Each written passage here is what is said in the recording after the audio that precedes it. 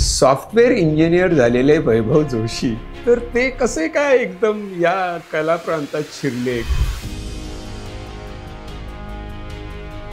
मराठी कुटुंबांचा एक अविभाज्य भाग आहे साहित्य म्हणा किंवा गद्यलेखन पद्यलेखन. तेच आपलं इनर कॉलिंग आहे हे कळण्याचा एक पॉइंट यावा लागतो. जवळपास 18 वर्ष मी कॉर्पोरेटमध्ये नोकरी केली. 18 वर्ष. मला असं वाटत होतं की मी 2 लोकांमध्ये विभागला गेलो, 2 पर्सनॅलिटीजमध्ये विभागला गेलो. 8:30 ते 6 एक आणि 6 नंतरचा एक वेगळा, ज्याच्यामध्ये अस्वस्थता खूप होती की this is a beginning of a downslide. म्हणून मी त्याच दिवशी 3:30 वाजता खाली जाऊन माझ्या बॉसच्या केबिनमध्ये जाऊन रिझाईन केली. कविता करणं आणि गीतकार असणं ह्याच्यात काय होतं त्यावेळेला, म्हणजे मनाची काय कंडिशन होते? मला या सगळ्याच्या मधला कॉमन पॉइंट हा तुमचं समर्पण हा दिसतो. कुठलाही उत्कृष्ट गीतकार होण्यासाठी त्याने आधी उत्कृष्ट कवी असणं फार गरजेचं आहे. तशी प्रतिभा ही काव्यातनं कशी शब्दरूपात कशी येते? एक विचार तुमच्या डोक्यामध्ये आलाय आणि त्याची कविता होऊ शकते ही शक्यता ज्या क्षणी तुम्हाला दिसते त्या क्षणी तिचं रूपडं काय असेल याचं कॅल्क्युलेशन तुमच्या डोक्यात सुरू होतं. त्याचं प्रारूप काय असेल याचा विचार सुरू करता त्या क्षणी तुम्ही त्याची एक सुरुवात, त्याचा एक मध्य आणि त्याचा एक शेवट कल्पिता. माझे एक सिनियर होते, कमिशनर होते पुण्याचे. त्यांनी माझ्या सुरुवातीच्या काळामध्ये त्यांच्या घरी माझा कार्यक्रम ठेवला होता. मी कविता वाचल्या, त्यांनी मला बाजूला घेऊन खांद्यावर हात ठेवून सांगितलं होतं की तुला एक सांगू का, तू जर कविता लिहिल्या नसतास तर तू फुटून मेला असतास. कविता मस्त होऊन जाऊ दे. माझा आयुष्याचा माझ्या कळलेला आशय नाही, जगतो हा तर्कच आहे, आलेला प्रत्यय नाही. ही कमाल झाली आता माणूस घाणा होण्याची, माझ्या हृदयात मलाही उरलेला आश्रय नाही. एका जन्माच्या पाठी दुसऱ्या जन्माची धास्ती, असणेही नश्वर येथे, नसणेही अक्षय नाही. माझा आयुष्याचा माझ्या कळलेला आशय नाही.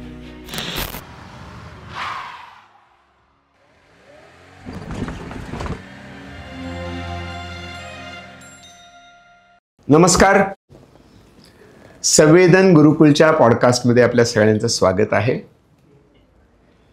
एक सुप्रसिद्ध संस्कृत श्लोक आहे, सुभाषित म्हणूया आपण. काव्यशास्त्र विनोदेन कालो गच्छति धीमताम, व्यसनेन च मूर्खाणाम निद्रया कलहेन वा. आता तुम्ही म्हणाल की हे एकदम सुभाषित मला का आठवलं आणि त्याच्या मागची भूमिका काय आहे माझी त्या आठवण्यामागची, आणि याची जरा सुभाषित वजा सुरुवात मी का बरं करावी? तर याचं मुख्य कारण असं आहे की आज आपल्याकडे आलेले ते कवी आहेत. कवी वैभव जोशी. नमस्कार. गीतकार, रुबाया लिहिल्या आहेत, गझला लिहिलेल्या आहेत आणि अतिशय सुंदर प्रकारे ते त्याची मांडणी करत असतात. म्हणजे कवी हा एक प्रेझेंटर असतो हे आपल्याला पाडगावकर बापटांनी शिकवलं. तर ते आपण वेगळ्या प्रकारे आता अनुभवतोय, कारण मनाला भावणाऱ्या कविता आणि गाणी लिहिणं हे चॅलेंज आहे. आणि हे सगळं काव्यशास्त्र विनोद करत असताना म्हणजे बुद्धिमंतांचं काम हे आहे की त्यांनी असं कालक्रमणा करावी, कारण त्याच्यामध्ये जीवनाचे अर्थ कळतात, जीवनाचं शास्त्र कळतं आणि त्यातनं आनंद निर्माण होतो. कारण जीवनातल्या ज्या विसंगती असतात त्यांनी आपल्याला हसू पण येत असतं. बरोबर. म्हणून काव्यशास्त्र विनोद आहे ना. तर तुमच्याकरता हे सुचण्याचं कारण असं की विज्ञानाचं शिक्षण घेऊन, शास्त्राचं शिक्षण घेऊन सॉफ्टवेअर इंजिनियर झालेले वैभव जोशी, नागपुरी भाषेत म्हणायचं तर मधात सोडून मधात सोडून किंवा पाची बोटं मधात असताना काही मधात असताना बघा कवी लगेच आलेच इकडे. तर ते कसे काय एकदम या कला प्रांतात शिरले, काव्य प्रांतात शिरले? म्हणजे याची सगळ्या लोकांना कल्पना असेल असं नाही, पण मला त्याचं एक छान कोडं पडलं आहे की हे काय याच्या मागचं आहे. याच्यामध्ये म्हणजे तुमची त्यातलं अपील हे तुमच्या व्हॅल्यू सिस्टीमचं आहे, अपील तुमच्या कविमनाचं आहे की कुठून आलं हे, म्हणजे कसं काय झालं हे? म्हणजे इंजिनिअरिंग करत असताना कविता करणारे खूप लोक आहेत. बरोबर. कविता आपल्या मराठी लोकांचं म्हणजे मोठं पीक आहे, म्हणजे तांदळापेक्षा जास्त पीक येतं कवितांचं. तर हे कसं काय तुमच्याकडे आलं आणि कसं काय झालं इथपासून आपण सुरुवात करूया. मग आपल्याकडे बरेच आहेत काव्यशास्त्र विनोद करायला. मला असं वाटतं की मराठी कुटुंबां चा एक अविभाज्य भाग आहे. साहित्य म्हणा किंवा गद्यलेखन, पद्यलेखन, ही मुलं आत्तापर्यंत तरी मराठी गाणी, मराठी कविता ऐकत मोठी झालेल्या सगळ्या पिढ्या आहेत आपल्या. आणि शब्दभांडार सगळ्यांकडे असतंच.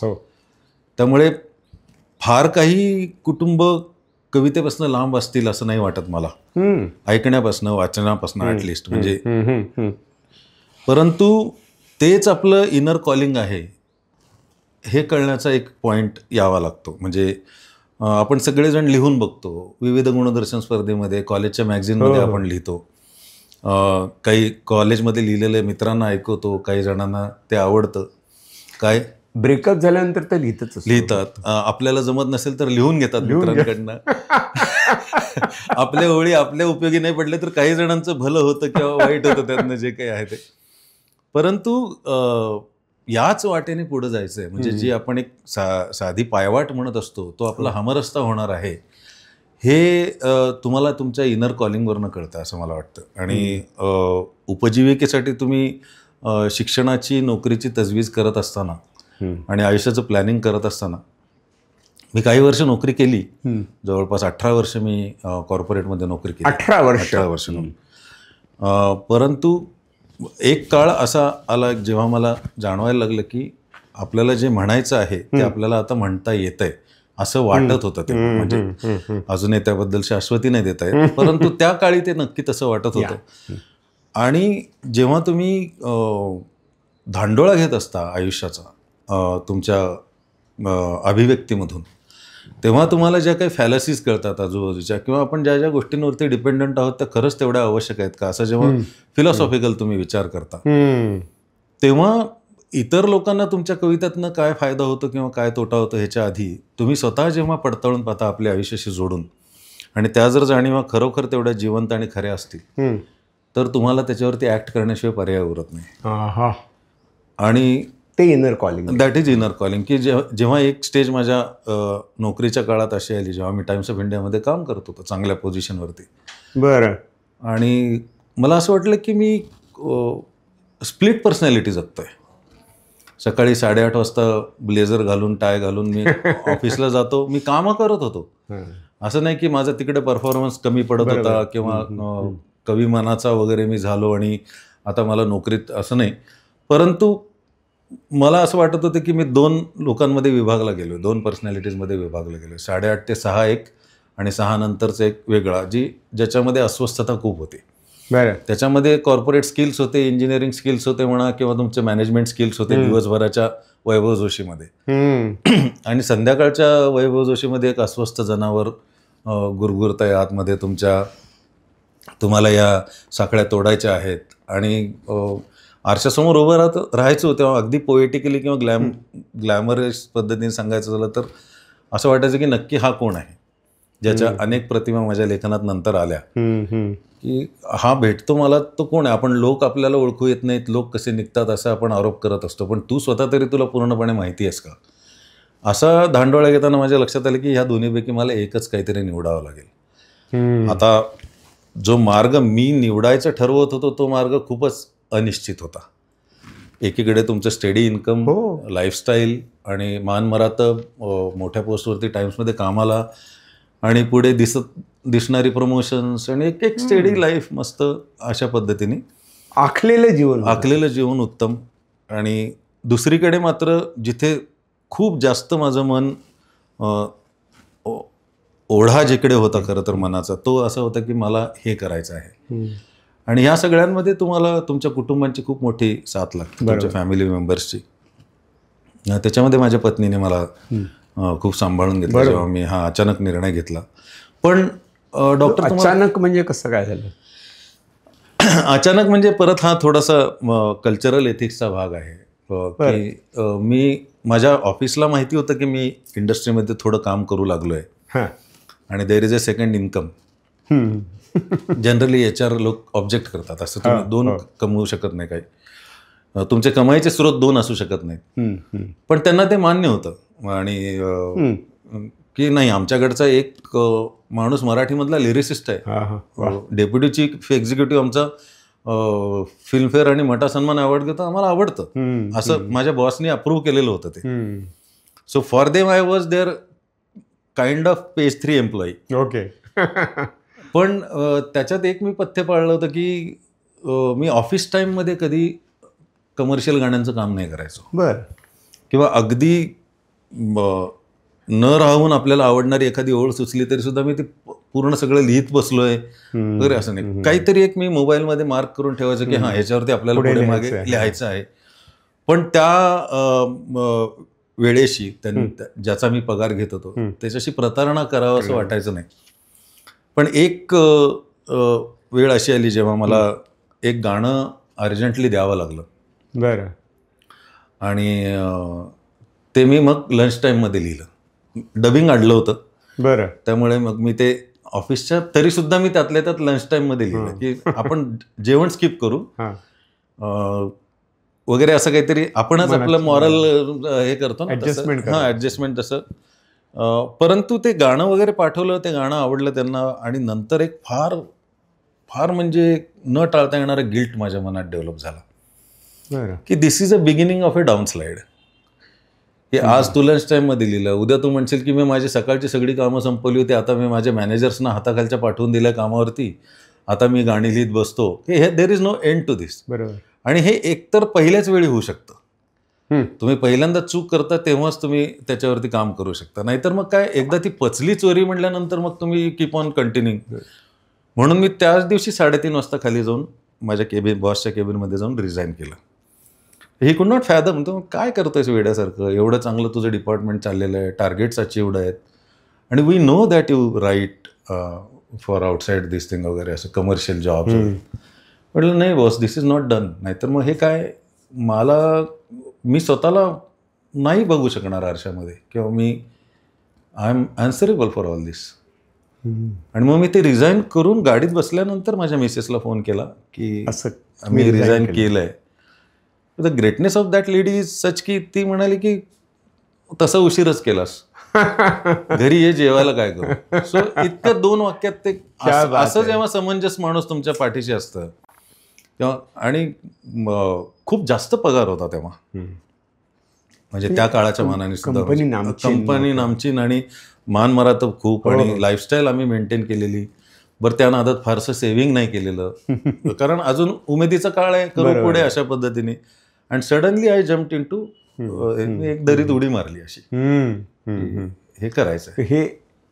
ही जे मी म्हणू की 2 गोष्टी मला याच्यात दिसतात वैभव. एक म्हणजे स्पॉन्टॅनिटी दिसते, क्रिएटिव्ह स्पॉन्टॅनिटी आहे ती. आणि दुसरी गोष्ट मला स्पष्ट दिसते ते म्हणजे व्हॅल्यू सिस्टीम आहे याच्यातली. या दोन्ही गोष्टींचं मला इथे दिसतंय की मी जागतोय, मी जे ठरवलंय त्या गोष्टीला, ते धकतंय चालतंय वगैरे ठीक आहे, पण मला ते पटणार नाही. आणि अशा कश्मकशमध्ये असताना मला एक गाणं लिहिण्याची वेळ आली आहे. मी ते गाणं पण लिहितोय.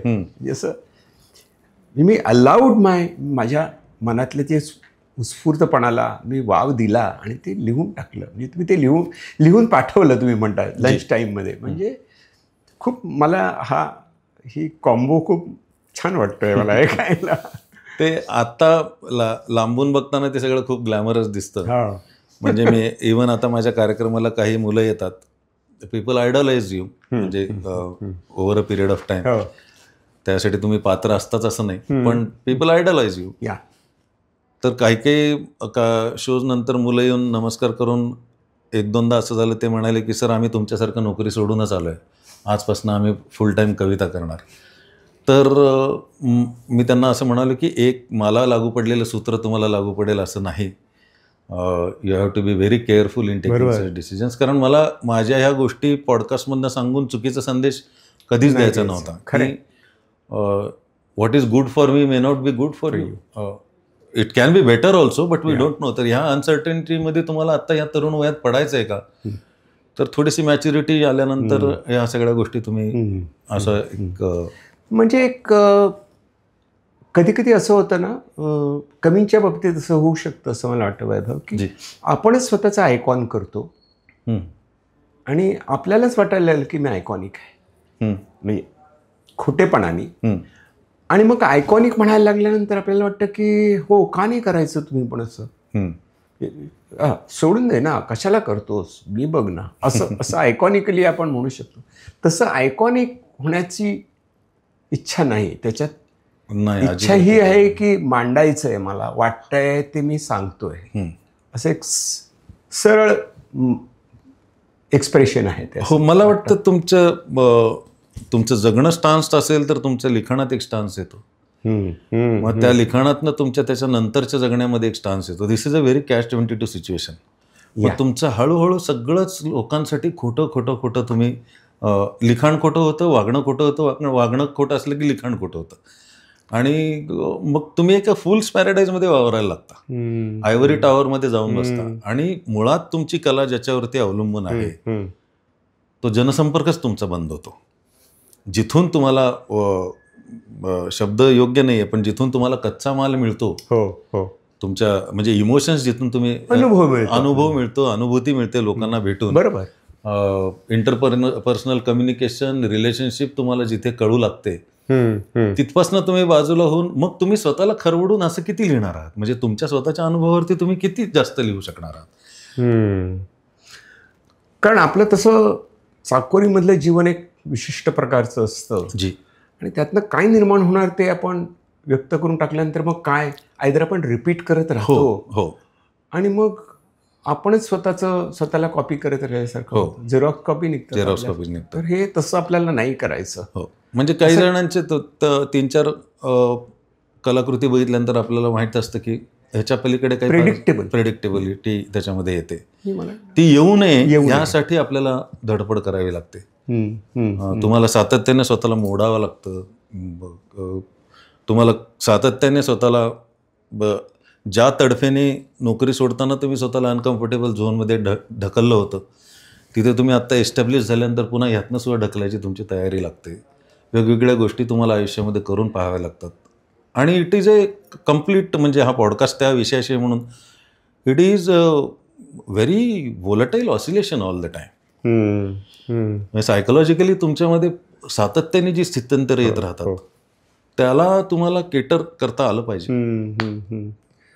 मला वाटतं की आपण जे टर्निंग पॉईंट म्हणतो ते तुमच्याशी बोलताना मला वाटतंय की तुम्ही जो एक रिझाईन केलं आणि बाहेर पडलात, हा एक मोठा टर्निंग पॉईंट होता. प्रत्येक कविता हा आपल्या मनाचा टर्निंग पॉईंट. अगदी किती छान बोललो. अगदी. आणि प्रत्येक क्षण टर्निंग पॉईंट होऊ शकतो की मला माझ्या स्वतःच्या जाणीवेतनं मी काय पुढे जाऊ शकतोय, तसं तुम्ही जगताय असं मला वाटतं. तरी मला एक जरा थोडा खोडसाळ प्रश्न आहे की कविता करणं आणि गीतकार असणं ह्याच्यात फरक म्हणजे मला जाणवतो. काही उत्तम गीते जी उत्तम कविता आहेत, not that they are philosophical, पण ते मीटरमध्ये त्या प्रसंगाला, ते त्याचं कॅरेक्टरचा स्वभाव याला धरून ते केलेले असतात. तर काय असं काय होतं त्यावेळेला, म्हणजे मनाची काय कंडिशन होते कविता लिहिणं आणि गाणी लिहिणं याच्यामध्ये? आपल्याकडे खूप उत्तम गीतकार आहेत, उत्तम कविता आहेत लिहिलेल्या लोकांनी, पण दोन्ही एकत्र करायचं हे मला नेहमीच, मला या सगळ्याच्या मधला कॉमन पॉईंट हा तुमचं समर्पण हा दिसतो. बरं. सरेंडरिंग पॉईंट तुमचा जो आहे, स्किलसेट्स तुम्ही जमा करता over a period of time. बरं. अगदी तुम्हाला सगळी वृत्त शाळेतली पाठ नसतील समजा, तर तुम्ही मुक्तछंदात कविता लिहायला सुरुवात केली आणि नंतर तुम्ही पुन्हा एकदा सगळ्या उजळणी केली सगळ्या वृत्तांची की तुम्हाला ते येऊ शकतं. बरोबर. शब्दांची कलाकुसर येते लोकांना आणि एकदा मीटर कळायला लागले की तुम्ही कवितांमधनं गीत तयार करू शकता. बरोबर. कदाचित कुठलाही उत्कृष्ट गीतकार होण्यासाठी त्याने आधी उत्कृष्ट कवी असणं फार गरजेचं आहे. वा. त्याशिवाय तो गीतकार होऊ शकत नाही. पण गीतकाराला अनेक वेळा अशी खबरदारी घ्यावी लागते की त्याच्यातला कवी त्या गाण्यामध्ये हावी होणार नाही, कारण अशा वेळी ते गाणं सर्वसामान्यांपासून लांब जाण्याची खूप शक्यता निर्माण होते. म्हणजे आपण ज्या प्रतिमा ज्या काही आपण जी काही रूपकं आपण कवितांमध्ये वापरतो, तर तो तुमचा जो कविता ऐकणारा ऑडियन्स आहे हा लिमिटेड असू शकतो, वाचणारा ऐकणारा. पण सिनेमा ज्याच्यामध्ये एवढी लागत झालेली असते आणि it is a medium for till common person, last common person. तर अशा वेळी तुम्हाला त्यांच्यापर्यंत, म्हणजे जसं शैलेंद्र लिहायचे, ज्या पद्धतीने शैलेंद्रजींची गाणी होती की सामान्यातल्या सामान्य माणसाला, म्हणजे जावेद अख्तर साहेब म्हणतात की लोकांना दुसरी कुठली पुस्तकं फिलॉसॉफीची वगैरे वाचावीच लागली नाही त्या काळी. सजन रे झूठ मत बोल, किंवा जीना इसी का नाम है, किसी के मुस्कुराहट पे होने सा, एवढं तू आयुष्यात केलंस तरी सुद्धा जगलास. यापेक्षा म्हणजे हे नॉन प्रीची होऊन हे लिहिता येणं तर सहजपणे. तर ह्याच्यामध्ये समर्पण तुमचं आवश्यक असतं की तुम्ही ज्या प्रोजेक्टचं काम घेतलेलं आहे त्यातली स्टोरी जी काही सांगितली जाते ती तुम्हाला नक्की किती आपलीशी वाटते, त्यातल्या कुठल्या पात्राशी तुमचं काहीतरी जुळतीये नाळ, तुम्हाला त्यांच्या भाषेत बोलता येतं की नाही, आणि येत नसेल तर तुम्हाला स्वतःला त्या अवस्थेपर्यंत नेता येतं की नाही. त्याला वेळ लागेल कदाचित. म्हणजे गीतकार म्हणून गाणं सुचायला वैभव जोशी, अर्बन सिटीमध्ये राहणाऱ्या वैभव जोशीला कदाचित ग्रामीण गाणं लिहिताना वेळ लागेल, पण लिहिता येणार नाही असं नाही. त्या अवस्थेला जायला तुम्हाला वेळ लागेल. गंमत अशी आहे की गीतकाराला त्या अवस्थेपर्यंत न्यायला कवीच मदत करतो तिथपर्यंत, पण एका कुठल्या तरी मुक्कामाला कवीने मागे थोडं सरकलं पाहिजे आणि तिथपर्यंत त्याला फक्त वाट दाखवण्यापुरतं नेलं पाहिजे. जो आत्मविश्वास असतो कवीचा तो गीतकाराच्या फायद्याचा असतो. आणि गीतकाराचे जे ग्लॅमर असते ते कवीसाठी घातक असतं. कधी कधी जोडी जमते दोन्ही गोष्टींची, कधी कधी जमते. काही तुम्हाला अशी मिळतात, जसं मला आनंदी गोपाळचं प्रोजेक्ट मिळालं, पांघरुण सारखा सिनेमा मिळाला, जिथे तुम्हाला काव्यात्मक सुद्धा व्यक्त होता येतं. पण असं म्हणून चालत नाही की मग आता मी आयटम सॉन्ग किंवा लावणी लिहिणारच नाही, हा माझा प्रांत नव्हे. तर तुम्हाला जसं गदिमांनी सगळे काव्य प्रकार म्हणजे, तर त्याच्या तळाशी एक महत्वाचा कवीच होता ज्याच्यामुळे ह्या गोष्टी ते करू शकले. खरं खरं. कैफी आजमीच्या गाण्यामध्ये पलकों की सुनी सेज पर ठंडी सेज पर प्रयास होतीये, काय दोन वाक्य. आणि त्याच्या तो काळही असा होता की जेव्हा कदाचित जास्त काव्यात्मक भाषा वापरली जायची. किंवा मला असं वाटतं की ते असं त्या येतात आणि मग तुम्हाला त्या भावतात.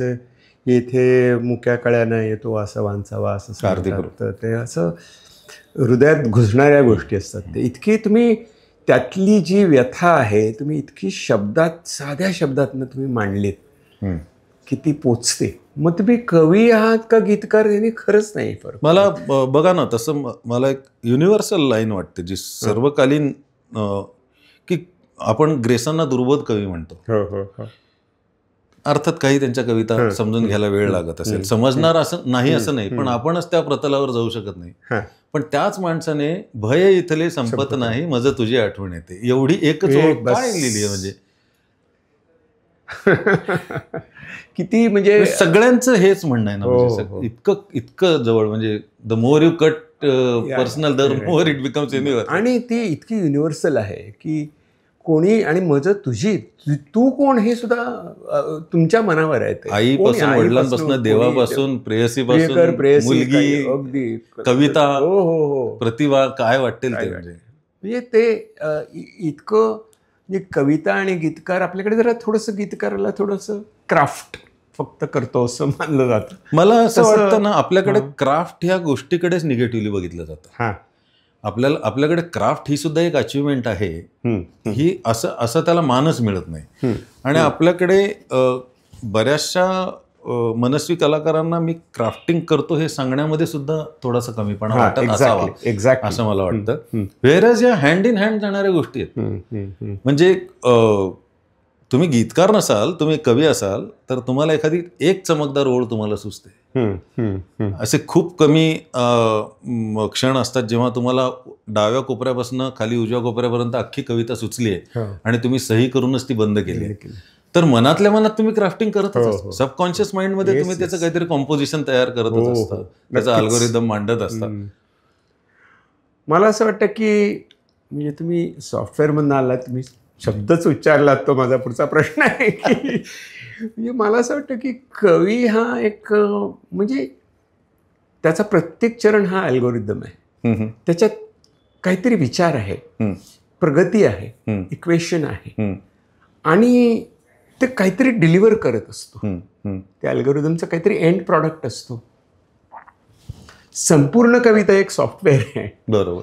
आणि ती बसते हो डोक्यात आणि ती पुढे घेऊन जात असते आपल्याला ते क्षण. म्हणजे मला असं वाटतं की आपण ही उगाचच भिंत निर्माण केली की हे फक्त शास्त्रच आहे, हे फक्त कविताचं आहे, हे काव्य आहे, हे सायन्स आहे, हे आर्ट्स आहे.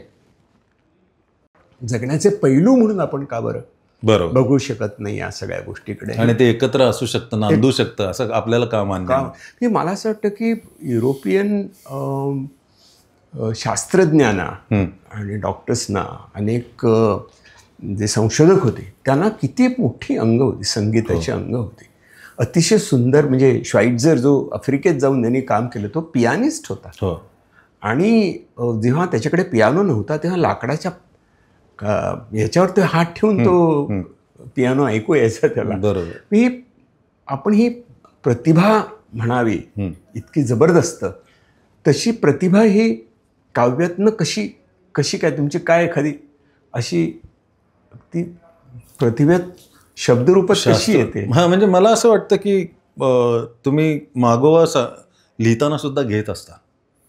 म्हणजे तुम्ही एक विचार तुमच्या डोक्यामध्ये आलाय आणि त्याची कविता होऊ शकते ही शक्यता ज्या क्षणी तुम्हाला दिसते त्या क्षणी तिचं रूपडं काय असेल याचं कॅल्क्युलेशन तुमच्या डोक्यात सुरू होतं. वा. मग ते लोकांना आवडावं म्हणून नाही, पहिला टप्पा आपल्यालाच आवडणारं तिचं रूपडं काय असेल असा जेव्हा तुम्ही विचार करता आणि ज्या क्षणी तुम्ही त्याचं प्रारूप काय असेल याचा विचार सुरू करता त्या क्षणी तुम्ही त्याची एक सुरुवात, त्याचा एक मध्यम, त्याचा एक शेवट कल्पिता. तुम्ही त्याचा विचार करता की ही कुठून सुरू होईल, ही मध्यावर कुठे थांबेल. तुम्ही ती किती ओळींची असेल किंवा काय असं नाही, तुम्ही तो झोकून दिला असेल त्या क्षणी, परंतु ह्याची सुरुवातीची मांडणी काय असली पाहिजे. पहिल्या 4 ओळीमध्ये पहिलं जे चरण आहे त्याच्यामध्ये जे म्हणणं आहे ते अचीव झाल्याचं तुमच्या सबकॉन्शियस माइंडने तुम्हाला एकदा दाद दिली, तुमच्यातल्याच वाचकाने तुमच्यातल्या लेखकाला दाद दिली की मग तुम्हाला पुढे जाण्याचा सिग्नल मिळतो. नाहीतर तोपर्यंत तुम्ही तिथे झगडत असता. मग तुम्ही नाही बोला. आणि मग तुम्ही त्याचा मध्यभाग, त्याचा शेवट आणि हे कुठे जाऊन संपणार आहे आणि ह्या संपूर्ण विचाराला एक गोलाई आहे का नाही हा एक पुढचा विचार येतो. दुसरा विचार असा येतो की हे आधी कोणी म्हणून तर नाही ठेवलेलं ना, पुन्हा मी तेच तर करत नाही ना. म्हणजे ह्या सगळ्या ह्या चाचण्या मला वाटतं तुमच्या सबकॉन्शियस माइंडमध्ये होत असतात आणि त्याच्यानंतर तुम्ही जेव्हा ती कागदावरती उतरवता तेव्हा तुमचं एक असं ISI सर्टिफिकेट ISO सर्टिफिकेट तिला मिळालेलं असतं. मग भले आता लोकांना आवडो न आवडो, मला म्हणायचं ते असं म्हणायचं होतं, पण ते अशी फोटोग्राफिक मेमरी सारखी खूप मगाशी म्हणाल्यासारखं खूप कमी वेळा अशी अख्खीच्या अख्खी समोर येत नाही असं नाही, येते ती. म्हणजे तुम्हाला सुचायला लागली की शेवटपर्यंत कविता लिहिल्याचे क्षण माझ्या आयुष्यात पण आलेले. पण तरीही मला वाटतं की तुम्ही इतक्या सिमलेसली त्या वळणांवरून जात असताना आधीमध्ये तुम्ही थांबून जरा बघत असता की हे कुठे चाललंय, हे कुठे चाललंय. असं 100% बेभान अवस्था असेल असं मला नाही वाटत. छान. पण मला तुमच्या पहिला चरण दुसरा चरण मला जरा थोडंसं गझल आणि शेर आणि मतला असं जरा हळूच त्याचा वास लागला. तर त्याच्यामध्ये पण तुम्ही काय काय केलं असं जे मराठीमध्ये असं? मी हा जो क्रिएटिव्ह ब्लॉक येतो त्याचा झगडा जो असतो तो स्वतःपुरता सोडवण्यासाठी मी सातत्याने एका काव्य प्रकारातून दुसऱ्या काव्य प्रकारात जात राहतो. Because that is my survival. जरा नीट सांग. म्हणजे पहा की तुम्ही एक 4-5 लागोपाठ गझल लिहिल्या तर तुमचं विचार त्याच दिशेने चालू लागतात. म्हणजे तुम्हाला कुठली एक चांगली ओळ सुचली तर तुम्ही म्हणता की ह्याची गझल कशी होऊ शकेल. मग ह्याची गझल कशी होऊ शकेल म्हटल्यानंतर मग ह्याचं अंत्य यमक यमक रदीफ काफिया काय असेल. मग क्राफ्ट येतच कुठल्याही याच्यामध्ये, पण ह्याच्यात खूप लवकर येतं अशा पद्धतीने. तर ती ओळ जो फॉर्म घेऊन येते तर तुम्हाला हे ताडता आलं पाहिजे की ही ओळ आहे, ही पोवाड्याची ओळ आहे का अभंगाची ओळ आहे, का लावणीची ओळ आहे, तिने स्वतःचं काय रूप निवडलेलं आहे या जगात येण्यासाठी, त्याला तुम्ही सरेंडर व्हायला पाहिजे. आणि अशा पद्धतीने जर तुम्ही लिहित गेलात तर मला वाटतं की तुमचं साचलेपण कमी व्हायला मदत होते. आणि मग अचानक जो क्रिएटिव्ह ब्लॉक येतो की यार आता पुढची गझलच सुचली नाही कित्येक दिवसात, तर ॲक्च्युली अशा वेळी मला असं वाटतं की तुला कविता सुचली नाही असं म्हणायचं आहे, उपप्रकाराबद्दल बोलू नकोस. तुला काही 3 ओळीची 2 ओळीची कविता सुचू शकते आत्ता. तर तू वाट बघतेस की ती कुठल्या तरी वृत्तात येईल आणि मग ते होईल आणि मग मी त्याला बंदिस्त करेन आणि मग अशा पद्धतीने. तर त्यामुळे मला वाटतं की फॉर्म चेंज करत राहण्याने फ्रेशनेस तुमचा टिकून राहतो. म्हणजे तुम्हाला असं वाटतं की याच पद्धतीने मी लिहित गेलो तर लोकप्रियता खूप मिळेल, ते लोकांना खूप आवडेल आणि मग गझलकार म्हणूनच तुम्ही प्रसिद्ध. गझलकार, रुबाईकार, कुठलाही हा जो हा जो प्रकार आहे त्यातला तो खूप घातक आहे. बरं. तुम्ही एक मोठं ब्रॅकेट, तुम्हाला मोठा कंस दिलेला आहे प्रतिभेचा, कवी म्हणून. तर त्याच्यातला उपप्रकार पुन्हा तुम्ही कशाला स्वतःला विरुद्ध लावून घेण्यासाठी वापरत आहात. म्हणजे मला आयुष्यभर काय होऊन राहायला आवडेल, तर मला कवी म्हणून राहायला आवडेल.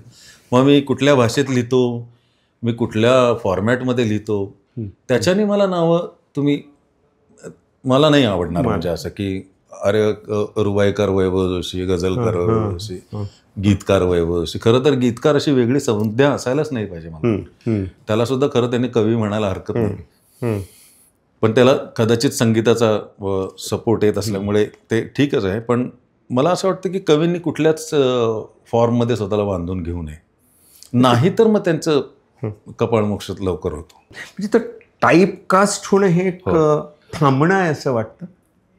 नाही, it is very lucrative. It is a very easy way out. हां, की आता या माझ्या 2-3 पद्धतीच्या रचना, मग त्या कुठल्या कदाचित गझलमधल्या असतील, वृत्तबद्ध कविता असतील, भावकविता असतील, अभंग असतील, ह्यानेच लोकांना आनंद मिळतो, तर मी आता ह्याच पद्धतीने सगळं लिहितो. मग काय तुमचा हात खंडाचा आहे, तर तुम्ही हात बसलेला आहे तुमचा, तुम्ही ते काय करू शकता. 4 पैकी 1 कम अस्सल निघेल, 2 निघतील, पण 2 तरी चालणारच आहेत तुमच्या. पण ह्याने तुमच्याशी जे म्हणणं आहे ते संपतंय का म्हणून, त्यासाठी तुम्हाला वेगवेगळ्या फॉर्मचा आधार लागतो. ते म्हणणं येतं कुठून वैभव? आता तुम्हीच मला हा प्रश्न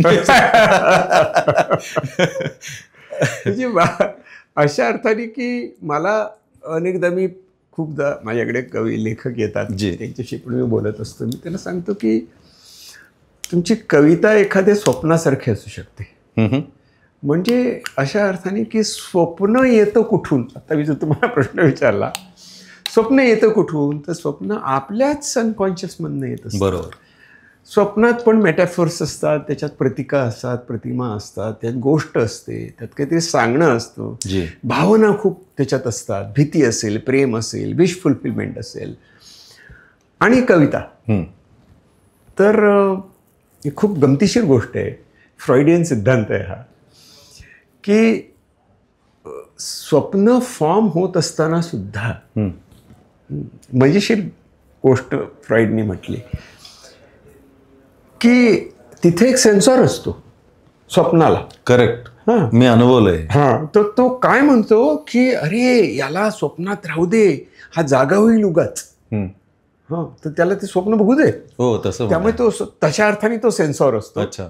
आणि तो सेन्सॉर असा पण असतो की जे प्रतीक तुम्ही वापरलंय, जी प्रतिमा तुम्ही वापरली, ते does it truly represent your feelings, does it truly represent your past memories, असं पण त्याच्यामध्ये असतं. बरोबर. त्यामुळे मला वाटतं की ही तुमच्याशी बोलताना मला परत परत कारण स्वप्न वेगवेगळी पडतात ना आपल्याला. मग मी ही स्वप्न पडणारा म्हणून माणूस मी असं नाही होऊ शकत. तर तसं कविता वेगळ्या फॉर्ममध्ये मला वाटतं, जसं आपल्याला आपण स्वतःला परिपूर्ण स्वप्न पाडून घेऊ शकत नाही, कधीच तसंच आयुष्यभरात कधीही आपण परिपूर्ण कविता लिहू शकत नाही. आणि हा एंडलेस प्रवासच तुम्हाला चालता ठेवतो असं मला वाटतं. क्या बात आहे. तुम्ही you cannot plan a dream or a poem. Never. You can never plan a dream. Never. आणि त्याचं जे अमूर्त रूप येतं की दिवसभरात तुमच्या आयुष्यात आणि आजूबाजूला ज्या काही घटना घडलेल्या आहेत त्याचं जे काही स्टोरेज तुमच्या सबकॉन्शियस माइंडमध्ये आहे ते अत्यंत बेसावत क्षणी स्वप्न म्हणून उमटतं. आणि त्याच्यामध्ये एकच एक अनुभव सघन एकसंध येत नाही, त्याच्यात अनेक गोष्टी मिक्स होतात. तर तुम्हाला जो सघन अनुभव स्वप्नात पुन्हा अनुभव असं वाटत असतो तो तुम्हाला नाही प्लॅन करता येत. तसंच तुम्हाला दिवसभरातली कुठली तरी एक घटना खटकलेली असते, ट्रिगर असतो, दुःख असतं, काय असतं, अपमान असतो, सामाजिक परिस्थिती असते, बातम्या असतात, पण तुम्हाला तो मांडता येत नाही पूर्णपणे एका कवितेत, म्हणून तुम्ही पुन्हा पुन्हा लिहित राहता त्या गोष्टी. असं मी तुम्हाला एक प्रश्न विचारू का? बरं, ठीक आहे. की मी अनेकदा असा अनुभव होतो की मी स्वप्नात आहे, ओके, आणि मी स्वप्नात सुद्धा डोळसपणे त्या घडणाऱ्या घटनांकडे पाहतोय, आणि मी तेव्हा सुद्धा सबकॉन्शियस कॉल्स घेतो आहे. आणि जर मी पूर्णपणे शिथिल अवस्थेमध्ये स्वप्न पाहत असेल तर मी तेव्हा काय म्हणून जागा असतो?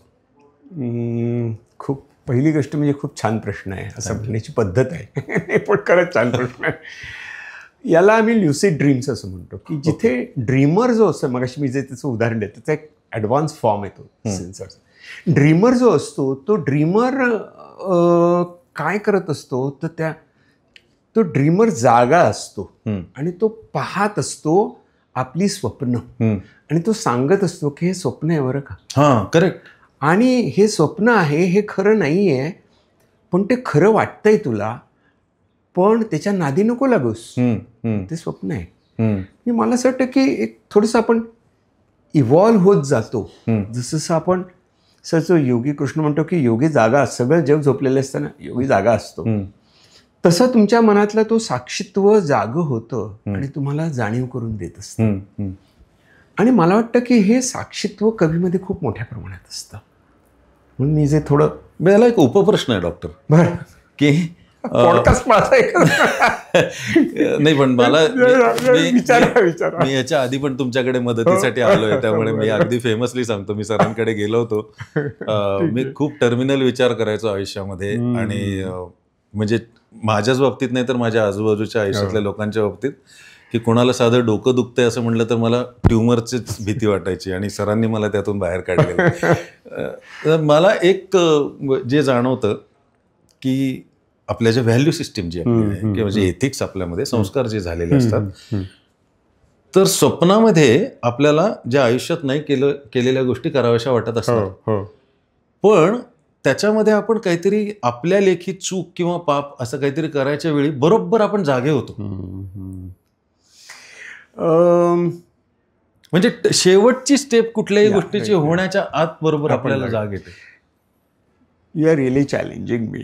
नाही, आय एम क्युरियस. नाही, चॅलेंजिंग मी म्हणजे असं मला वाटतं की जितकं आपण बोलत जातोय तितकं आपण कविता आणि मन यांची सांगड घालून, म्हणजे स्वप्न आणि कविता यांची सांगड घालून पुढे चाललेलो आहोत. आणि मला वाटतं की तुम्ही जे म्हणता ते अगदी बरोबर आहे, त्या क्षणी ते थांबतं. याचं कारण असं आहे की मला वाटतं की एका पॉईंटपर्यंत आपण स्वतःला नेऊ शकतो, संतापाच्या, रागाच्या, अगदी आत्महत्येच्या भावनेपर्यंत आपण नेऊ शकतो.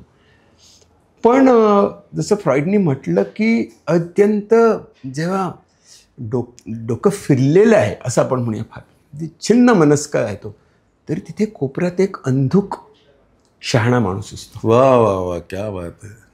आणि तो तुला सांगत असतो की अरे जग असं आहे. असं आपल्याला खूपदा रस्त्यावरती लोक भेटतात की ते वेड्यासारखे फिरत असतात, पण बस आली की थांबतात, सिग्नल बघून रस्ता क्रॉस करतात. म्हणजे मला असं वाटतं की हे जे पोटेन्शियल, हे जी क्षमता आहे ना, ही जागलेपणाची, जागेपणाची, साक्षीत्वाची आणि स्वची भावना जिवंत ठेवण्याची, ही प्रत्येक माणसामध्ये असते. आणि कवी ती जागी ठेवत असतो.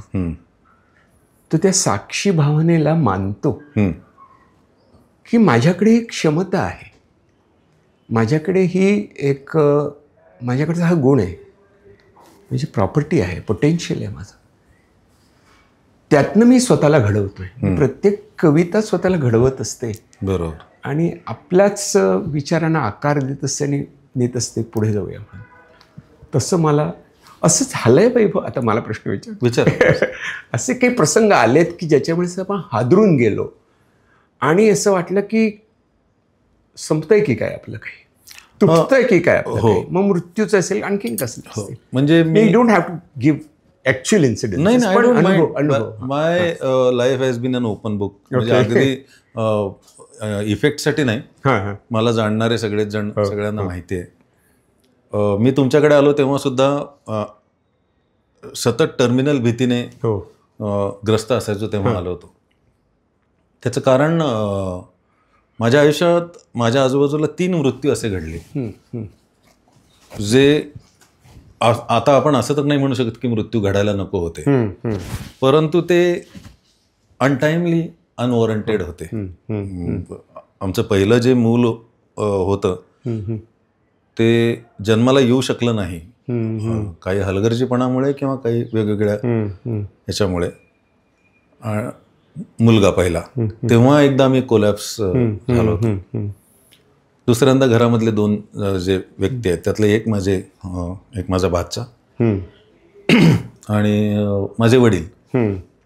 आणि ह्या 3ही वेळे मला असं वाटलं होतं की मी आता परत उभा नाही राहू शकणार, की तुम्हाला जगाबद्दलच एक चीड, निराशा आणि मग मी तरी काय करू जगून किंवा अशा पद्धतीचे. म्हणजे सुइसाइडल विचार नव्हते, पण हेल्पलेसनेस, अर्थहीनता आणि पराकोटीचं असं. आणि मग त्याच्यामध्ये स्वसांत्वना पण सुरू होते की मी किती दुर्दैवी आहे, मी किती दुर्भागी आहे आणि काय माझ्याच बाबतीत कसं माझ्याच वाटायला येतं वगैरे, असं आपण स्वतःला स्पेशल समजायला लागतो. सो तो एक वेगळा चुकीचा फसवा मार्ग असतो ज्याच्यामध्ये म्हणजे रोमॅन्टिसिझम ऑफ सॉरो जे तो एक एंटायटलमेंट पण देते की बघा मी किती दुःखी आहे. आणि सतत मग लोकांना पण सांग त्याच्याविषयी बोलत राहतो किंवा एंटायटलमेंट वाटते. बोलणं तरी मला म्हणजे मी बरं झालं तुमच्याकडे येऊन बोललो. काही लोकांची अवस्था मी अशी बघितली की ते विषय काढून सांगत नाहीत की माझ्या आयुष्यात असं झालंय, ते तुम्हाला सिग्नल देत राहतात. चेहराच पडलेला असतो, मग समोरच्यानी विचारायचं काय झालं रे बाबा, मग याने अरे काय काय काय सांगायचं तुला, अशी जी सुरुवात होते. तर हे सेल्फ पिटी खूप डेंजरस आहे. तर तेव्हा मला 2-3दा असं पराकुटीचे अनुभव आल्यामुळे मला असं वाटत होतं की प्रॉबेबली आता आय मे नॉट किंवा पुन्हा टर्निंग पॉईंट येणार नाही माझ्या आयुष्यामध्ये. पण असे 3 पॉईंट येऊन गेले. आता मी त्या सगळ्याकडे तटस्थतेने पाहू शकतो, तटस्थतेने. पण वडिलांच्या बाबतीत माझं असं झालं की आमचं फारसं मधल्या काळात, म्हणजे मी जेव्हा कॉलेज गोईंग आधी खूप लाडका, पण त्यांचे ड्रीम्स जे काही होते त्या पद्धतीने मी शिक्षण नाही करू शकलो. अल्टिमेटली मी त्यांना हवं तसा इंजिनियर झालो. पण मधल्या काळात आमचे रिलेशन्स खूप स्ट्रेस्ड होते आणि खूप अंतर पण पडलं संभाषणात, जो कोरडेपणा येत होतो त्याचा एक गिल्ट मला ते गेल्यानंतर खूप आला. आणि मी बऱ्यापैकी ते कॉम्पेन्सेट करण्याचा प्रयत्न करतो आता की त्यांना ह्या सिच्युएशनमध्ये मी कसा वागलेलो त्यांना आवडलो असतो किंवा हे. आता लेटिंग गो वगैरे आपण सगळं आता माहितीच आहे, पण तरी सुद्धा सल राहते, गेले द्यायचे राहून असं होतं ते. मला वाटतं की हे अनुभव जे तुम्ही सांगितले ते अनटाईमली अकस्मात घडलेले, अतर्क्यानं घडले काही जरी अकस्मात, तरी मला वाटतं की ते खूप माणसांच्या आयुष्यात दुर्दैवाने येत असतात. पण त्यातनं सावरणं आणि स्वतःला परत बांधणं याच्याकरता कविता आणि अगदी बरोबर ही खूप मला म्हणजे असं वाटतं की ती मला सांधून देते. माझे एक फॅन नाही म्हणणार मी, ते सिनियर होते, कमिशनर होते पुण्याचे, बापू करंदीकर म्हणून. त्यांनी माझ्या सुरुवातीच्या काळामध्ये त्यांच्या घरी माझा कार्यक्रम ठेवला होता, जेव्हा कोण वैभव जोशी वगैरे फारसं माहीत नाही असं. तो कार्यक्रमात त्यांनी सांगितले तुला पाहिजे त्या कविता वाच. लंच टाईमला ठेवलं होतं त्यांनी, सगळ्यांना जेवण वगैरे ठेवलं होतं, आधी कार्यक्रम 1 तास 1.5 तास. मी कविता वाचल्या आणि बुफे मांडला तिथे गेलो तर त्यांनी मला बाजूला घेऊन खांद्यावर हात ठेवून सांगितलं होतं की तुला एक सांगू का की तू जर कविता लिहिल्या नसतास तर तू फुटून मेला असतास.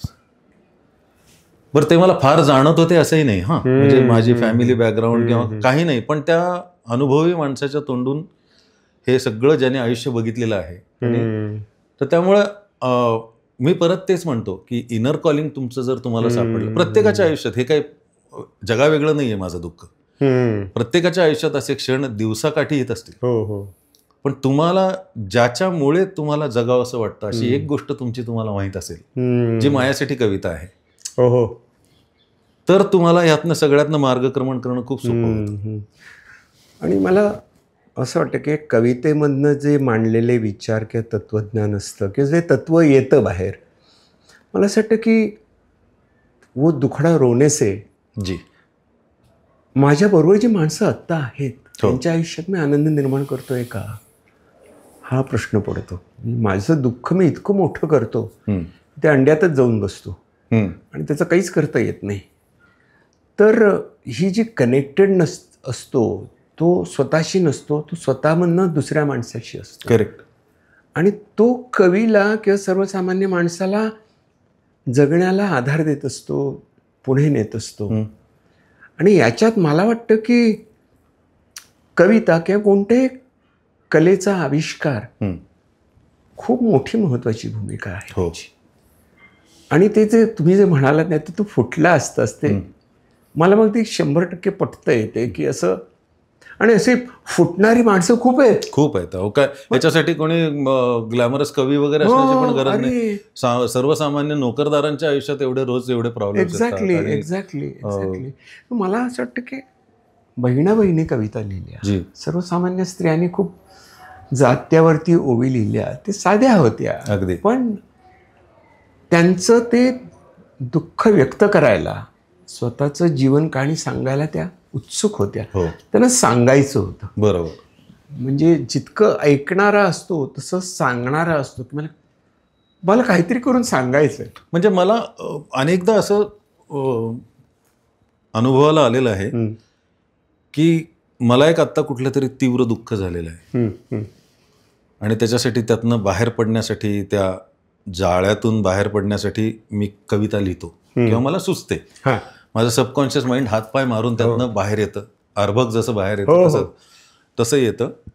आणि त्या दुःखातनं एखादा माणूस हमसून रडल्यानंतर त्याला जसं मोकळं वाटतं तसं तुम्हाला लिहून झाल्यानंतर गलित गात्र हे अनुभवलेलं आहे. त्याची दुसरी स्टेज मला खूप मनोरंजक वाटते. मनोरंजक म्हणण्यापेक्षा अभ्यास करावा अशी, की तुम्ही लिहिलेलं काही दिवसांपूर्वीचं, काही महिन्यांपूर्वीचं, काही वर्षांपूर्वीचं दुःख तुम्ही रंगमंचावरती बसलेलं असताना सादर करता. जे दुःख समोरच्याने अनुभवलेलं नाहीये त्या सदृश त्यांनी काहीतरी अनुभवलेलं आहे. तर ते तुमच्या कवितेबरोबर, तुमच्या सादरीकरणाबरोबर, तुमच्याबरोबर रडतात आणि त्यांना मोकळं झाल्याचा आनंद होतो. म्हणजे जी सुरुवात तीव्र दुःख मांडण्यापासून झालेली स्वतःचं फक्त स्वतःपुरतं, ती इतरांना आनंद देऊन जाते कुठल्या ना कुठल्या मार्गाने. हे वर्तुळ मला भयंकर विलोभनीय वाटतं. मला वाटतं कविता ही स्वतःची असते तशी ती लोकांची असते. बरोबर.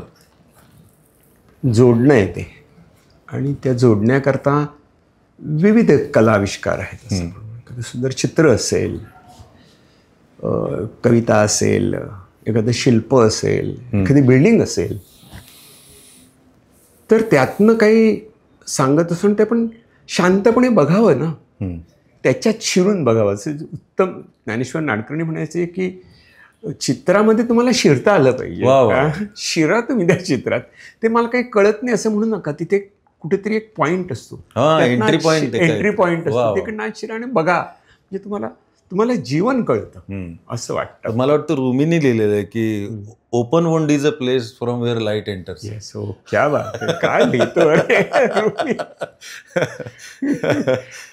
म्हणजे काय प्रतिभा. आणि म्हणजे मला असं वाटतं की ती ब्रेव्हिटी खूप आहे. थोडक्या एका वाक्यात सगळं सांगून टाकलं. रे क्या बात आहे.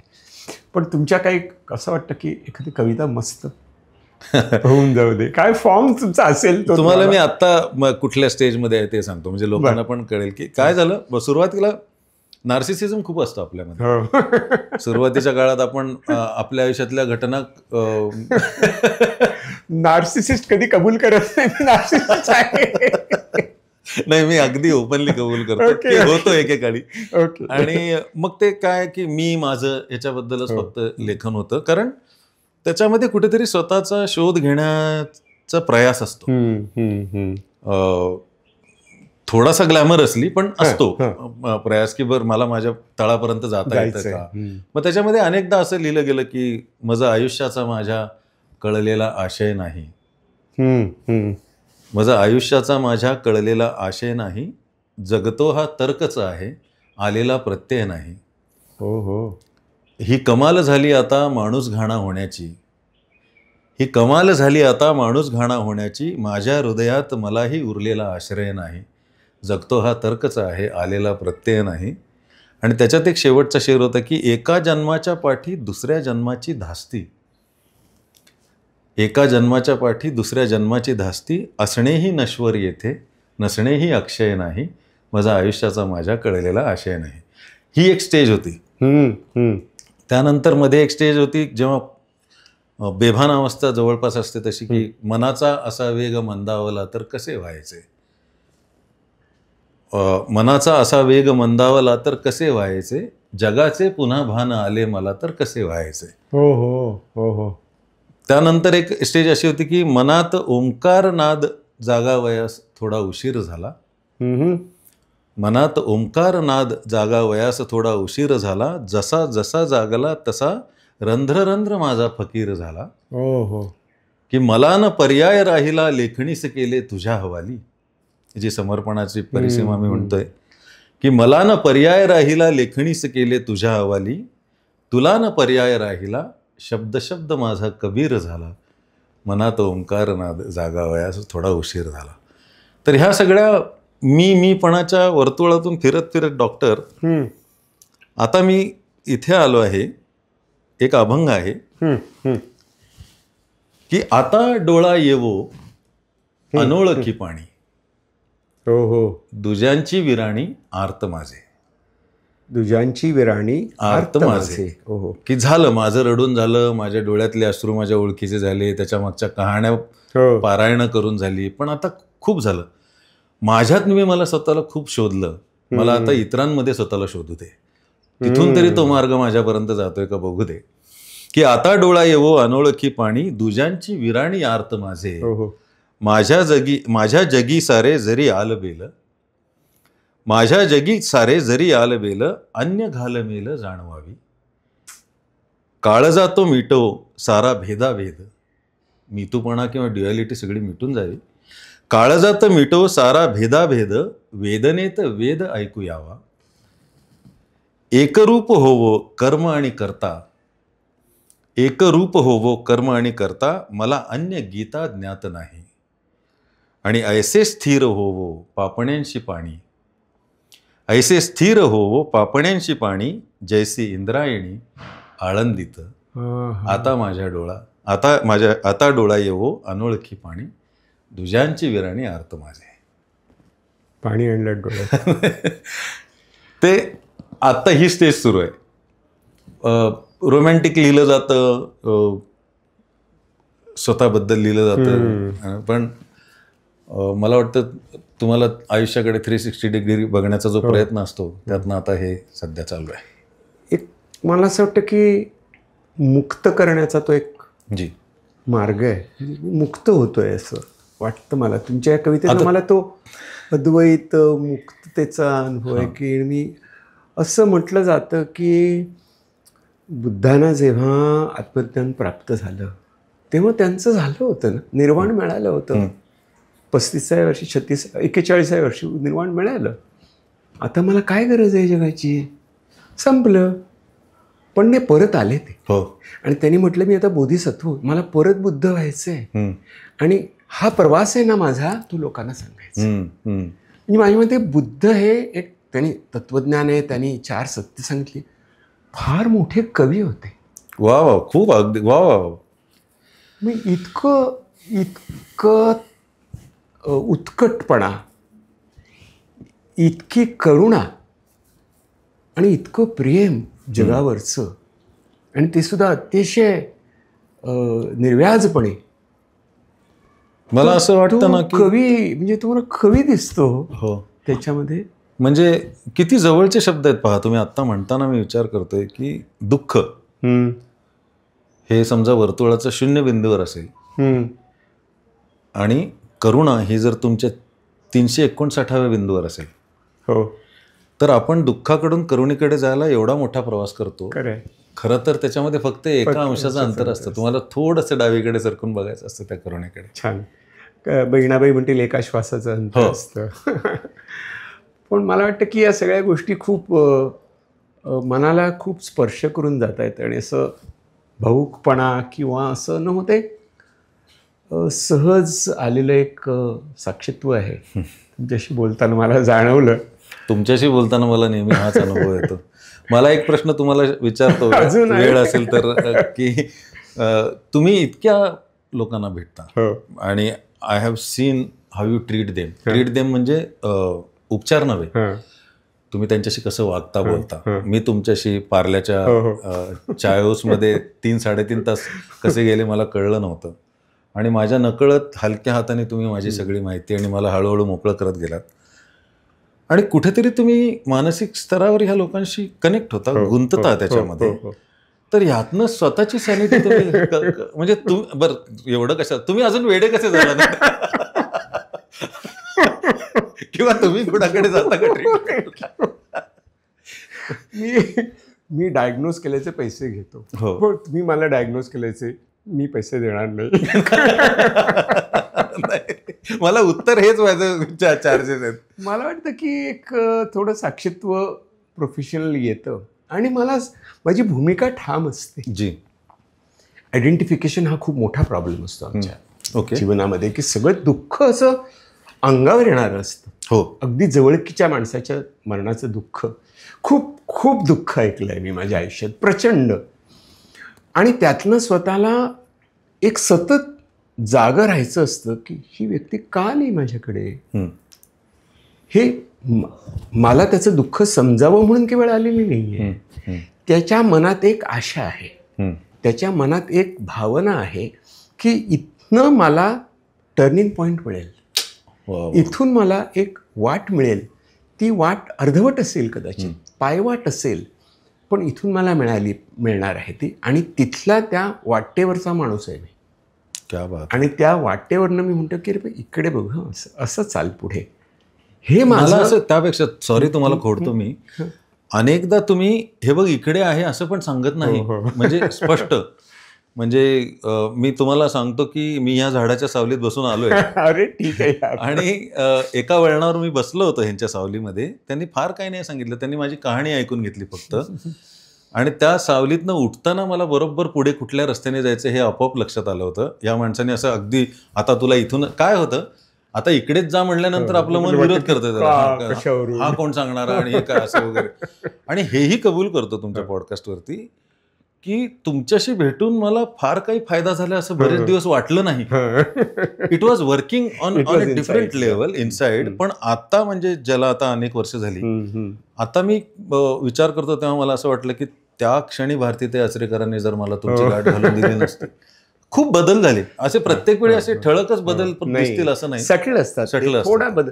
आम्ही म्हणतो की जसं ते शोभादर्शक असं किंचित हलवलं तरी वेगळं चित्र दिसतं ना, किंचितच हलवलेलं असतं आणि वेगळं चित्र दिसतं, आणि परत ते दिसेल असं नाही, नवीन दिसेल, आणखीन सुंदर दिसेल, पण तेच दिसेल असं नाही. तर ते अनुभवणं आणि ते जगणं हे पण you are doing a commendable job. Thank you very much. आपली मला एक तशीच एक काव्यात्मक प्रतिमा लगेच सुचली, ती सांगतो जी. की मी खूपदा लोकांना सांगतो की खूप वेगळे अनुभव येतात ना तुम्हाला. प्रत्येक माणसाला जीवनात चांगले वाईट सगळे अनुभव येत असतात. सगळ्या अनुभवांकडे आपण मोती म्हणून बघूया. जमा झालेले मोती, काळे मोती, तजेलदार मोती, काळपट मोती, लाल गुलाबी मोती, ते मोठ्या वाडग्यात ठेवलेत मी. आणि मला वाटतं की काय सुंदर मोती आहेत. मी त्यातनं एकदा हात घालून बघतो, आणि मी हात घालून वर काढतो तर एक मोती येत नाही, खूप येतात. कारण सगळे मोती जीवन नावाच्या एका अदृश्य धाग्यामध्ये गुंतलेले क्या असतात. बात आहे. वा वा. तो जर मला धागा दिसला ना हम्म. तर मला मोत्याची माळ दिसते. वा वा वा. मला मोती इंडिव्हिज्युअल दिसत नाही. क्या बात. व्हेरी आणि ती मोत्याची माळ मला दिसली आणि मी ती जर आपलीशी केली तर माझं जग बदलतं. वा वा. क्या बात. आपण आता थांबूया, मैफिल आहे. हो. तर आपल्या सर्वांना आमचा हा पॉडकास्ट आवडला असेल तर त्याला लाईक, शेअर आणि सबस्क्राईब करा. काही कमी जास्त बोललं गेलं असेल तर माफ करा. चूक बोल द्यावी गेली. ते काय आहे तर गेली 4.5 वर्ष आम्ही या विषयावर काम करतो आहे, मानसशास्त्र. म्हणजे स्किल इंडियाच्या जे काही प्रोग्रॅम आहे त्याच्यातली पार्ट होता मी, संवेदना ग्रुप. आणि मी त्यांचे मानसशास्त्राचे पॉडकास्ट करत असतो. तर त्याच्याकरता आम्ही आता एक ॲडव्हान्स सायकॉलॉजी सेल्फ पेस कोर्स केलेला आहे. म्हणजे तो तुम्ही डाउनलोड करा आणि कायम ऐकत राहा. हो. असं आहे ते. म्हणजे ते फक्त वेबिनार फक्त इतके 12 आठवडे, मग ते दुसऱ्या दिवशी 2 पण म्हणजे आयुष्याच्या वेगवेगळ्या मानसिक टप्प्यांवरती तुम्ही कधी ऐकू शकता. आणि ॲडव्हान्स आहे. म्हणजे मी AI पासनं ते अगदी फ्रॉइडपर्यंत सगळ्या गोष्टीवरती चर्चा केली आहे. आणि ते तुम्ही नेहमी ऐकू शकता, पाहू शकता. सेल्फ पेस आहे. तुम्हाला कंटाळा आला थांबवा, नंतर बघा ना, असं. तर हे तुम्हाला आम्ही देऊ इच्छितो. Thank you so much sir. मला वाटतं ही अत्यंत महत्त्वाची गोष्ट आहे आपल्या मानसिक स्वास्थ्यासाठी, की एखादा माणूस हे करण्यासाठी झटतोय आपल्यासाठी. आणि जास्तीत जास्त लोकांपर्यंत प्रत्येकजण काय आपली केस घेऊन लोकांसमोर येणार नाही. आणि केस किंवा आपली अवस्था किंवा आपल्या आयुष्यातले प्रॉब्लेम सांगणं हा काही कमकुवतपणाचा भाग नसतो. तर इतरांच्या केस स्टडीजमधनं, इतरांच्या गोष्टी ऐकून, वेबिनार पाहून आपल्याला आपल्या आयुष्यातल्या प्रश्नांची काही उत्तरं मिळत असतात. त्यामुळे ह्या सर्व उपक्रमाला माझा पूर्ण पाठिंबा आणि खूप खूप अभिनंदन या सर्व टीमचं, जे हे आपल्यापर्यंत आणत आहेत. हे सगळ्यांसाठी फार महत्त्वाचं आहे. धन्यवाद.